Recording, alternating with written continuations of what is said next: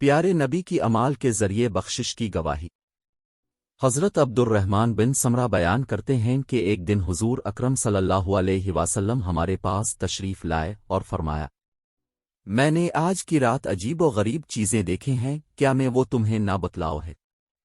میں نے اپنے ایک امتی کو دیکھا کہ جب موت کا فرشتہ اس کی روح قبض کرنے کے لیے اس کے پاس پہنچا تو والدین کے ساتھ حسن سلوک نے آگے بڑھ کر اس کو بچا لیا۔ پھر ایک امتی کو دیکھا کہ عذاب قبر نے اسے گھیر لیا ہے تو اس کا وضو آیا اور اس شخص کو بچا لیا۔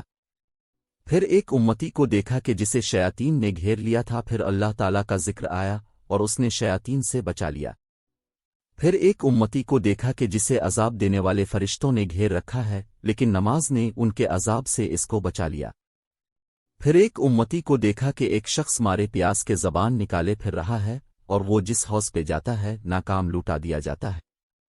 چنانچہ اس کا روزہ آیا اور اس کو سیراب کر دیا۔ پھر ایک امتی کو دیکھا کہ انبیاء کرام اپنے اپنے حلقے بنا کر بیٹھے ہوئے ہیں، اور وہ شخص جب کسی حلقے میں جانے کی کوشش کرتا اسے باہر نکال دیا جاتا، چنانچہ اس کا غسل جنابت آیا اور اس شخص کا ہاتھ پکڑ کر میرے نزدیک بیٹھا دیا۔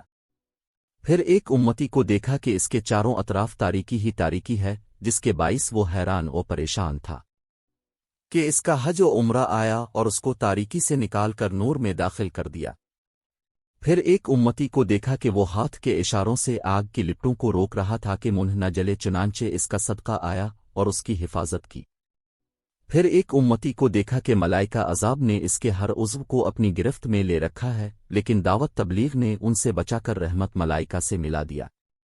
پھر ایک امتی کو دیکھا کہ اس کے نامہ اعمال نے بائیں پلے کو جھکا دیا تو خوف خدا آیا اور اس کے دائیں پلے کو جھکا دیا۔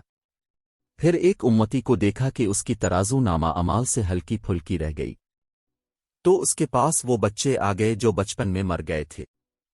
انہوں نے آ کر اس کی ترازو وزنی کر دی۔ پھر ایک امتی کو دیکھا کہ وہ جہنم کے کنارے پریشان کھڑا ہے، یک لخت اس کا اللہ سے ڈرنا آیا اور اس نے جہنم کے کنارے سے دور کر دیا۔ پھر ایک امتی کو دیکھا کہ وہ جہنم کی آگ میں گر پڑا ہے، اس کا وہ آنسو وہاں آیا جو اللہ کے ڈر سے اس کی آنکھوں سے بہا تھا۔ پھر ایک امتی کو دیکھا کہ وہ پل صراط پہ کھڑا تھر تھر کانپ رہا ہے، کبھی وہ چوٹڑوں کے بل چلتا ہے، کبھی گھٹنوں کے بل، چنانچہ مجھ پر درود بھیجنا آیا اور اس کا ہاتھ پکڑ کر کھڑا کر دیا، پھر وہ پل صراط پر سیدھا چلا گیا۔